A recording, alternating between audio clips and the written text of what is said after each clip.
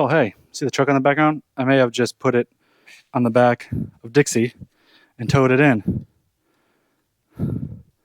Welcome to the channel.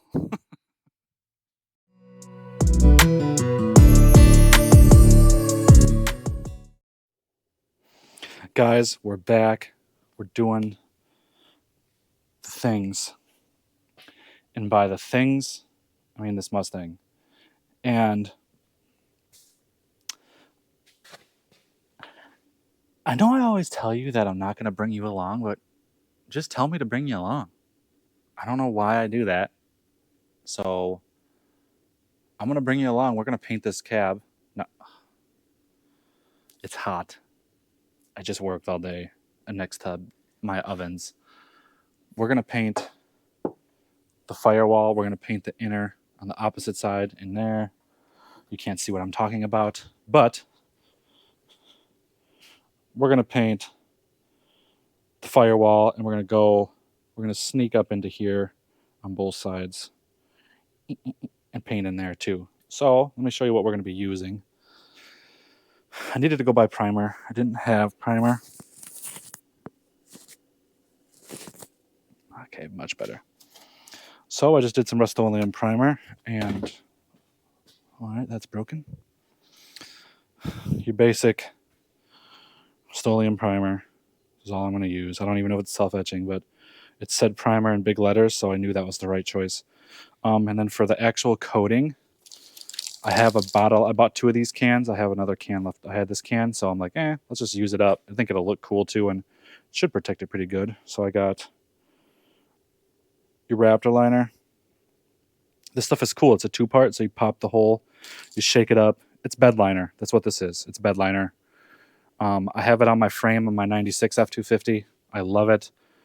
That's what I bought the 2 cans for. We had to modify some steering components in the front, so I had to cut some stuff off, weld some stuff, and then I just spritzed this in to blend in, and it blended really good with the other stuff. But yeah, I only use 1 can, so we have this. So I'm like, let's just use it.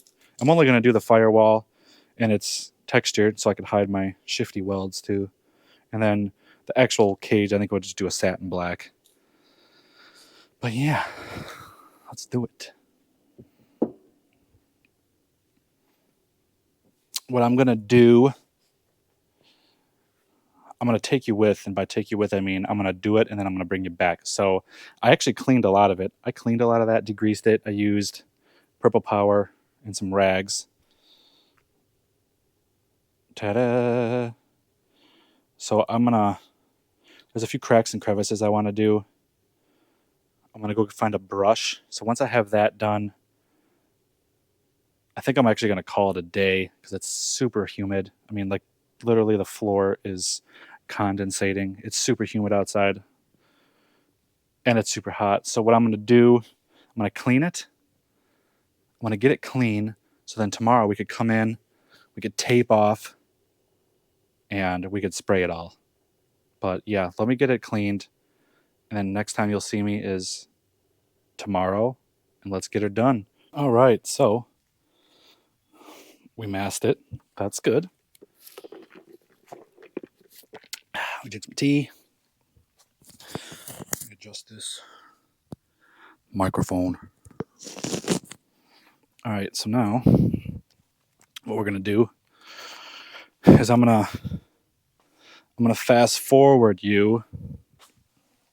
I'm going to prime it really quick, give us a good shake. I'm going to prime the engine bay and the inner portions. I might do the trans tunnel a little bit, just reach and kind of, But yeah, so let me switch you to fast mode, and then let's do this.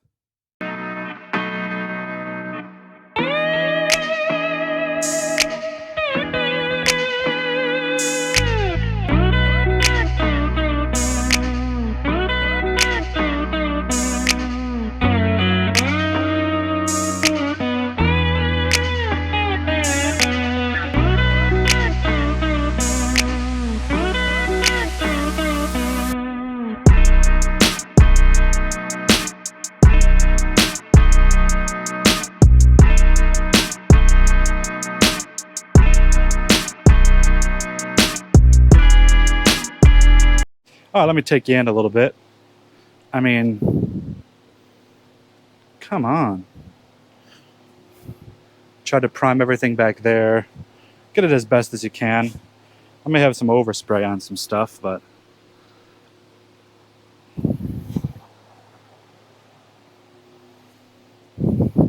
I most likely won't use any of this wiring harness, but it goes into the car, so I'm not even going to deal with it right now.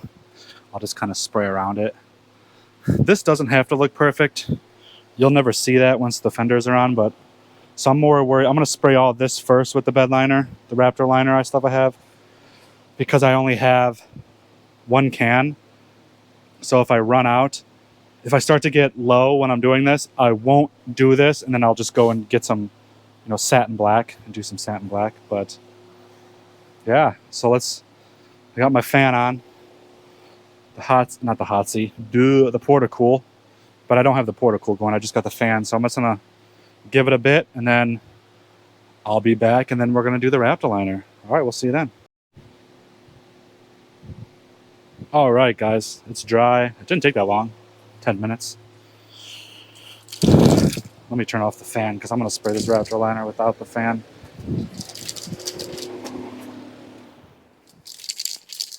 So with this stuff, if you've never used it, it's aerosol. You press the bottom, activates the hardener in there, you shake it up. This comes in, they just started, not super recently, but using this. I usually buy like the pack where it comes with the 4 bottles, the hardener, and the gun, and you just spray it with their gun that you use. With this stuff, wear clothes that you don't mind ruining. So I'm going to wear my new swim trunks because I was just swimming.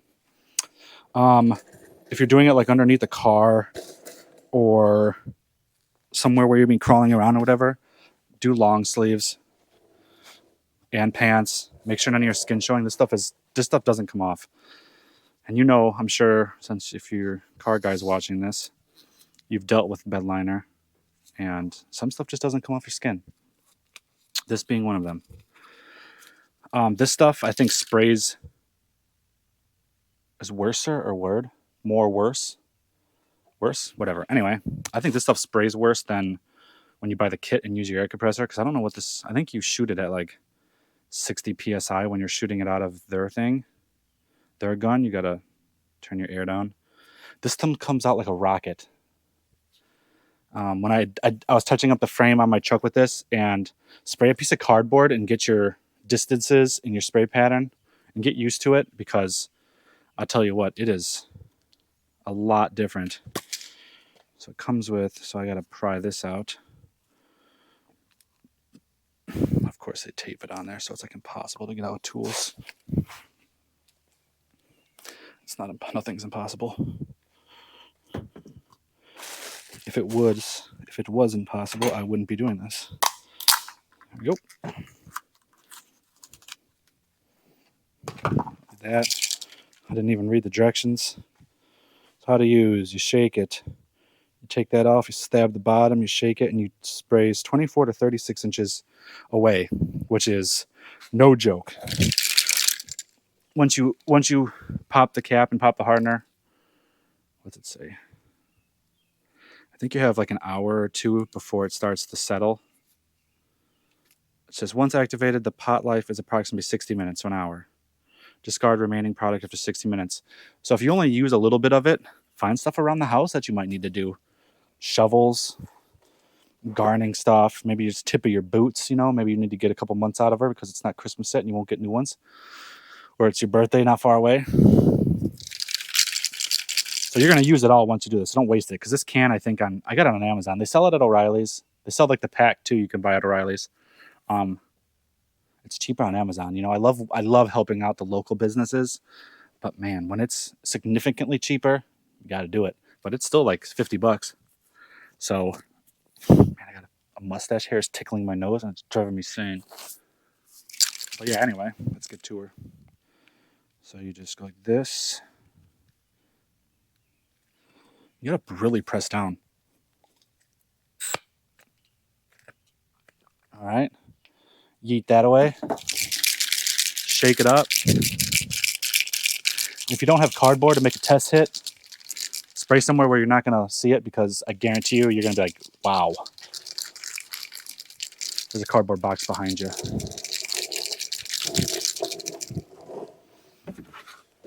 I'll use this for reference. Oh shit, sorry guys. I messed you up, hold on. I'm gonna bring you further away. All right, so it says 36 to 24 inches away.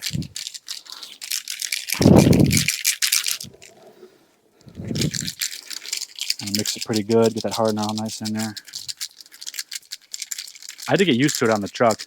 As it started losing pressure, it worked better in my opinion. People are gonna disagree with me. I'm just silly. So this is about 2 feet away. And you see what I mean? It's kind of like blobby. Like literally, I press it for a half a second. So let me say like.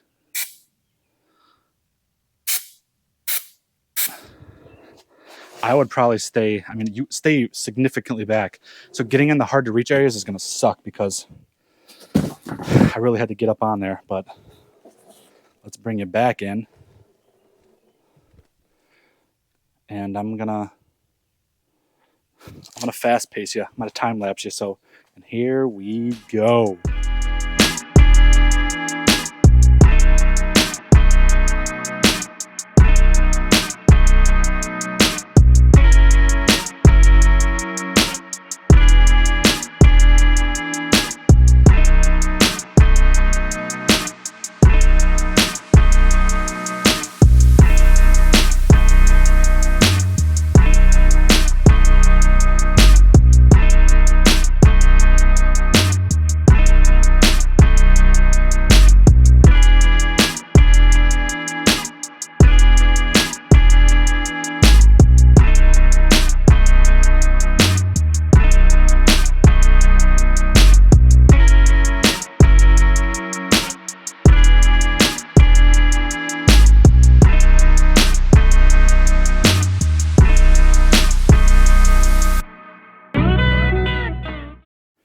All right, well, we got it done. But guys, I don't know if you see me disappear there for a second.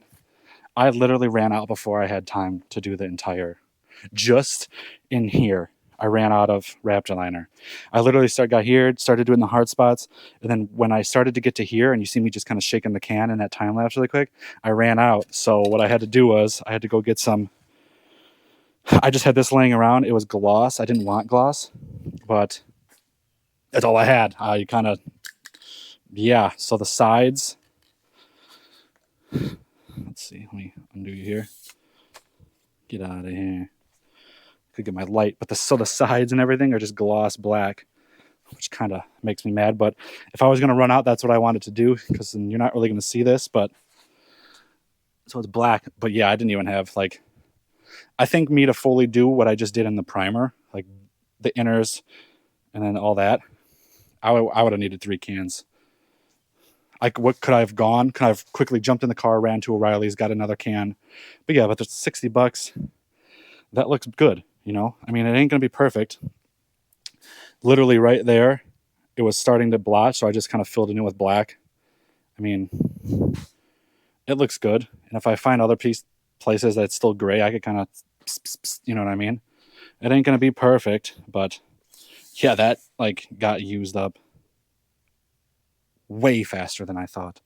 I put a light on it, you seen, and kind of just blended the primer in, but that don't look bad once all the tape's off. Let me see how this can literally went from like full to not full at all. Let's see, what does it say? But if you guys had bets when I was talking and saying I was going to use this one can, you were like, yeah, Colin's going to run out. Yeah, there was no doubt about that. There's nothing left in this can. I'm going to wait a while. I'm sure I'm going to wait 24 hours, but yeah, I'm going to turn the fan on, let it blow on there, and then I'll take the tape off, and then I'll bring you guys back. All right.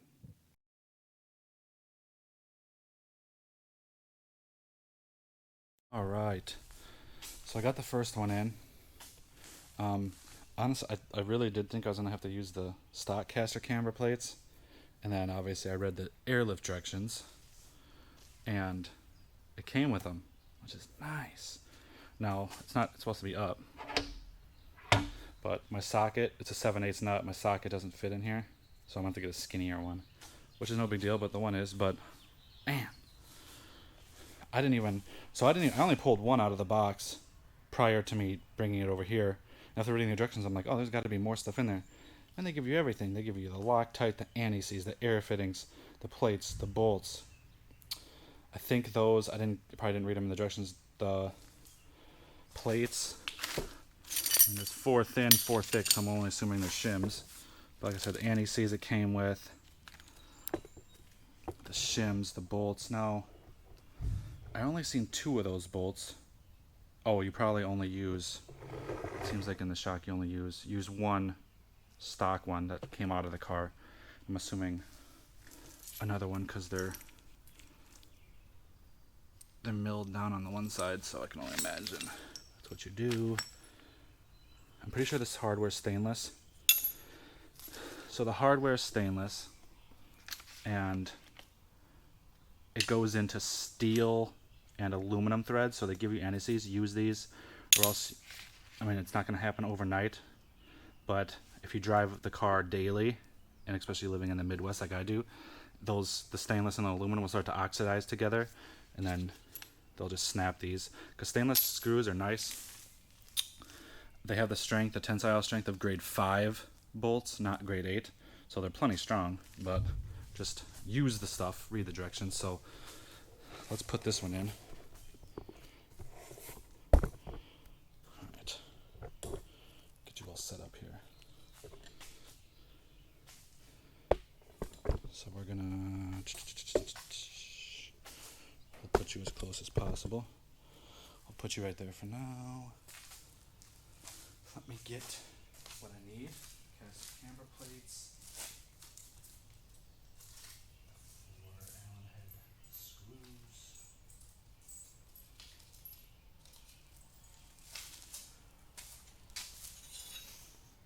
Which is really nice. It's even marked drivers. This is the bottom. But there we go for that. And there we go. So they give you a tiny little anti-seize. Look at how cute that is. Aww. So I'm gonna do my mechanic boys. You know how anti-seize is. It's kind of nice having these little ones. I should just try to find like a pack of 50 of these because it's really nice. Because Lord knows when you get some anti-seize on you, you come out looking like the Tin Man. Okay, guys, I've been honestly at it for a few hours, a couple hours, I would say, trying to get these air struts on. I'm having clearance issues. First, I thought I had the control arms on backwards. I was almost convinced, and then I didn't, honestly. Actually, I put them on right, which is crazy because I thought I would have put them on wrong, but I put them on right. But I'm having clearance issues with the strut. So let me turn the light on here.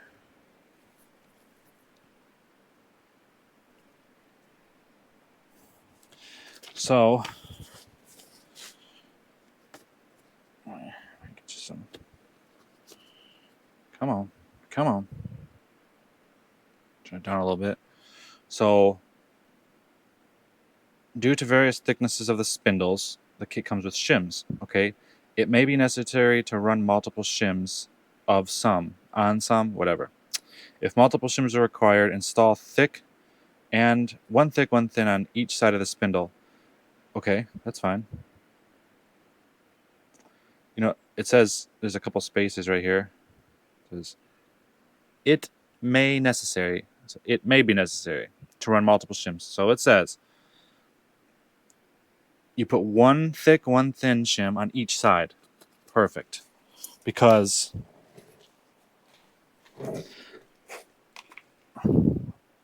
the thickness on these are really thick compared to the stock ones, which are really thin.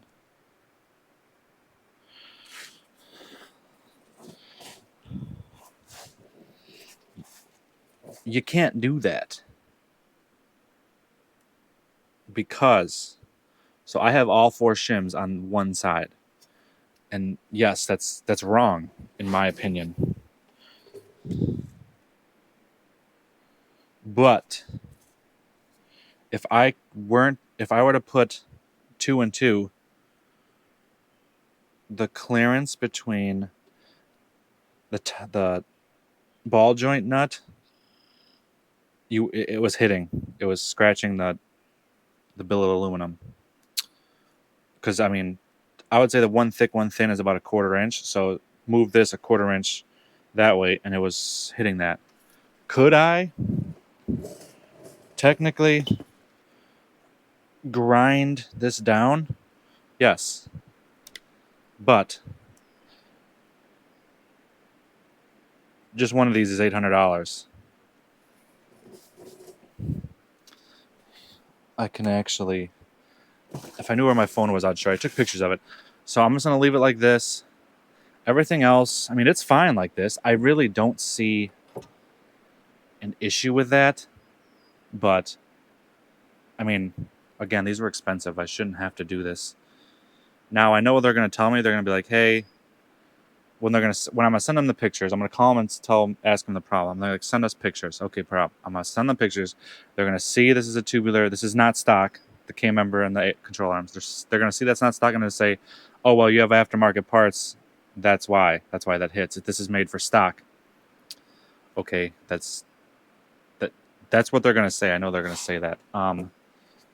But in my opinion, when you pay $1,600 for 2 shocks, you're going to have more aftermarket parts on the car than just these. I would rather spend $1,600 a lot somewhere else than those. But that's what they're going to tell me. I know it. Again, I don't see that being an issue. But considering that's kind of probably how it was on the car. Like, that's how the struts, stock ones, probably were. It's just, it needs spaced, but that just looks cheap.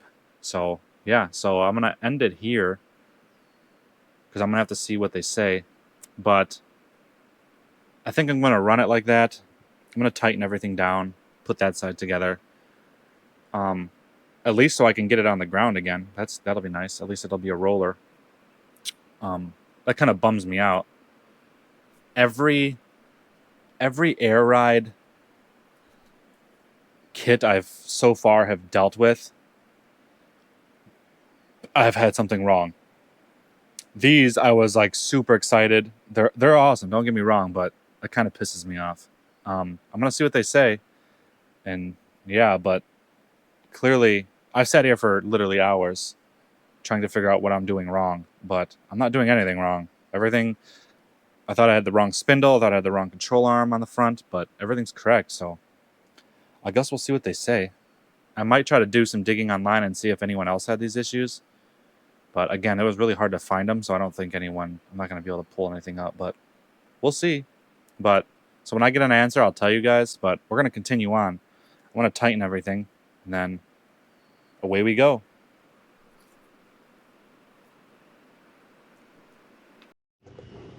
All right, guys, I told you I'd give you an update on the strut situation. I didn't call RideTech. I emailed them, sent them pictures, explained my problem, and they honestly, hopefully you can hear me. I don't have my mic on because it's at the shop, but they got back to me and said between Fox bodies and SN95s, some things vary, which I thought that's what the spacers were for, so if it varies, it fixes it. But they told me to grind right here to have clearance pretty much. Now, that's a 1/4 inch. If I move it over there, I'd have to grind. And it would make it super thin, so I'm not gonna grind it. Now, does that suck? Yes, I didn't want to grind these really expensive struts. I'm not going to. I'm gonna run them like that and see what happens. I don't really know. Some people might watch this and say that's extremely bad, but I'm gonna try it. If not, I will grind them, but I don't want to. But RideTech got back to me after about a week, so it took a little bit, but they did get back to me, which is pretty rare nowadays as far as customer care and support. But they told me to grind them, and I don't want to. So we're gonna try to run them like that and see what happens. But yeah, so back to the video. All right, let's record this for insurance purposes. All right, guys, I wanted to record the whole power washing this thing.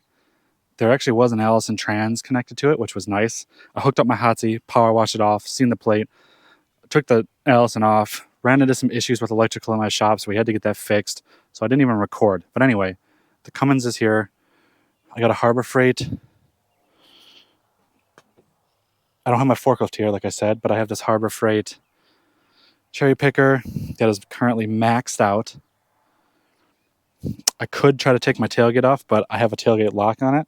Lost the key. Just smoked. This is as far as I can go. So I figured, I mean, I could record this. I literally just needed to go up a little bit. If I can, I mean, I'm literally, this motor is 1,000 pounds and I'm at a half ton on this cherry picker. So we're fucking pushing the limits right now. If I can get it to go up, guys, it's fucking working.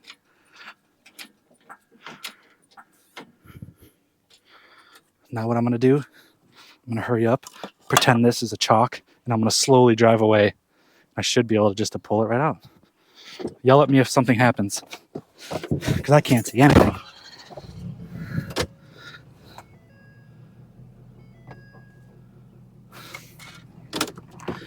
A tire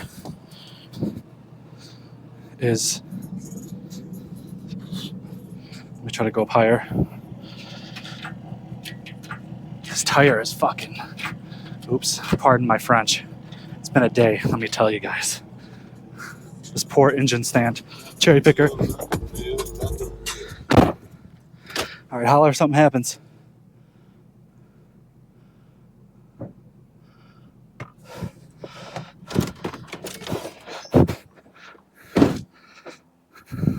That's a Cummins being held up by a Harbor Freight jack. Let's bring it down. She's screaming.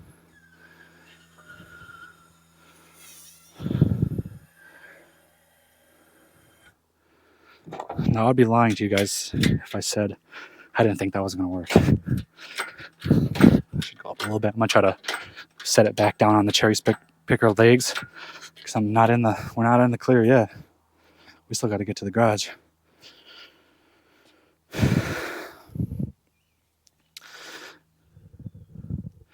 If I could somehow do this and let it sit, because we're not in the garage. So I still got to, holy guacamole. Oh, so close. Hold on, let me try this again.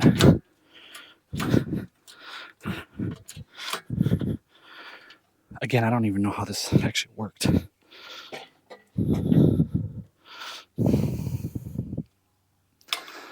Go up.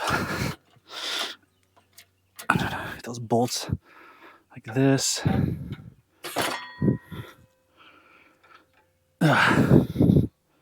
Wow.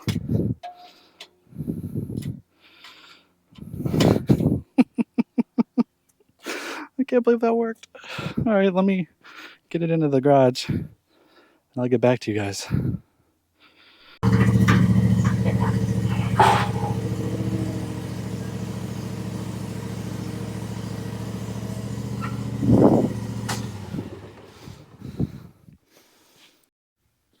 All right, guys, I didn't record the whole thing. I should have hit go. It was on the tripod and everything. I really didn't think it was going to work, but old Dixie, you know, they went out of business right after I bought this. I don't want to talk about it. But yeah, so I took this truck out. I took the engine out of the truck, pretty much right there. I was like, wow, this is like, I took it out of first off, I didn't think this was going to hold. Took it out, boom, perfect. Lowered it, so it actually was sitting on there. Well, then I went to go move it. It's very heavy and I couldn't move it, so with the help of the old chopper, we got it in. I told you, 12 valve. Now, this motor doesn't look big when it's in a big wide open area like my shop. Guys, this thing is so big. Like, it's hard to picture it when it's not next to it, but let me try to get this, you know, kind of close into here, and I'll show you what we're talking about, because golly, it's big. All right, let me do this really quick. It's heavy. I need both hands. All right, I got it close. about as close as I'm going to get for now. Look at the sheer size of this thing. I only have 22% battery, so it might die. Guys, all right, this thing is huge. 4.6 engine and trans. 12 valve, just the motor. I'm out of breath. I really haven't even drank water today. And it's really hot. Should probably go inside, but look at this thing. I'm going to take this off, the fan. Obviously, it's broken, but I'm going to run electric fans, or one electric fan. So it's going to lose some weight. There's an air compressor on it. That's coming off. That giant bell housing is probably coming off. I have, so like I said, when we cleaned it with the hot seat, the trans is an Allison. Hold on. I can tell you exactly what Allison on my phone. I took a picture of the tag. It is an Allison AT542 that was on it. That's the one with the PTO. I could take the PTO off. Or I have the NV4500. So I have pretty much a choice of going automatic or manual. I'm going more towards automatic, honestly, just to be a cruiser. But we'll see. This thing's giant. But yeah, I need to order motor mounts, and hopefully next weekend we'll have those, so we can kind of fit it in. Dude, like the motor mounts, obviously you see where the motor mounts are on this. See how close they are? So the motor mounts on this, well, where they will be. This isn't a big truck, so they use the motor mount here on both sides and then on the front, but that'll come off. But those four is 1, 2, 3, 4. So let's see. Where's my tape measure? We're going to measure roughly the middle of the motor mount, where they should be on this motor, to where the motor mount is on the K-member for the Mustang. Let's see how far back we got to go. This is just guesstimating right now. Okay, so middle of it, 23 inches to where the trans starts to go. All right. 23 inches before it goes into the trans. 14. The motor mounts are right here. Literally almost double.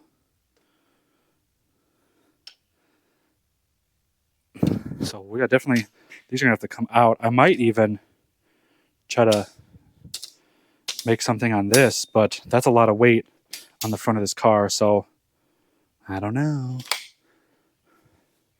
This is probably going to get changed or taken off because I probably will most likely have to modify it unless I make a plate that bolts, like the motor mount bolts to it and then goes back, and then that's where it bolts to.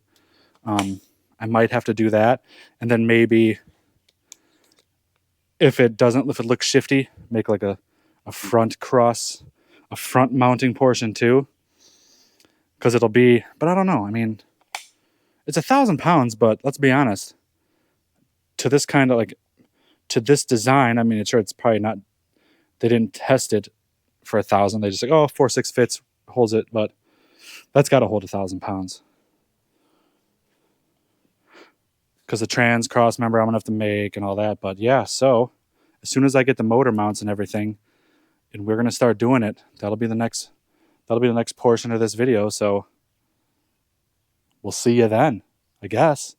This is huge. It's being real now. Holy smokes. Golly, I need a water.